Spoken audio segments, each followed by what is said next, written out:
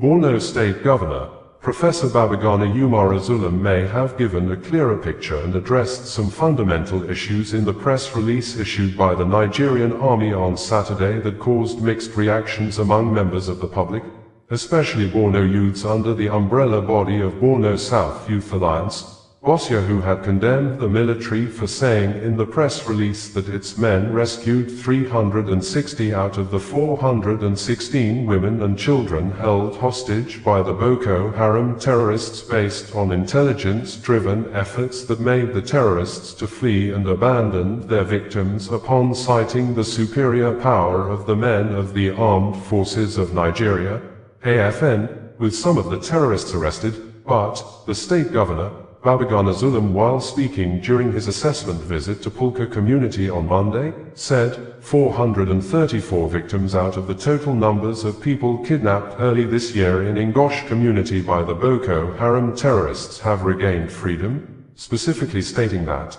357 captives walked free in the latest coordinated effort. Other captives have been released in phases over the preceding months, bringing the total number of freed captives to 434.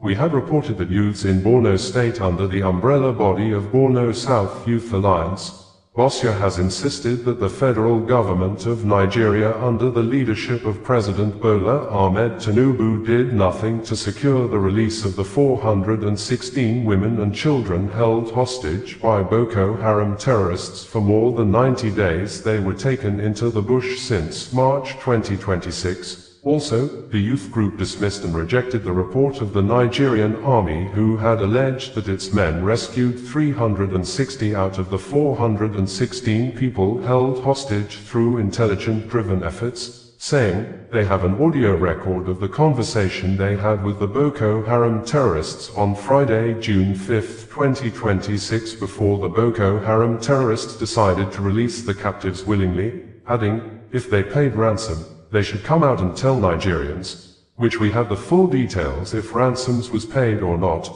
as Senator Ali Ndume automatically started thanking President Bola Ahmed Tinubu. Is there something Nigerians need to know that is hidden? It may be recalled that we have reported that barely a day after President Donald Trump of the United States of America, the USA announced the killing of Abu Bilal al-Minuki, the second in command of the Islamic State in Iraq and Syria, ISIS, in a joint operation with Nigeria soldiers in Borno State. A new video of the abducted 416 women and children in Boko Haram captivity has been released, in addition to a gory video earlier released by the terrorists wherein they beheaded almost 6 men who the insurgents said tried to escape among the kidnapped victims. This had led to public outcry and demonstrations. But according to Punch newspaper, protesters are reportedly denied the rights to protest in Maiduguri, the Borno state capital, saying the army reportedly deployed tanks and heavily armed personnel to Filling Polo,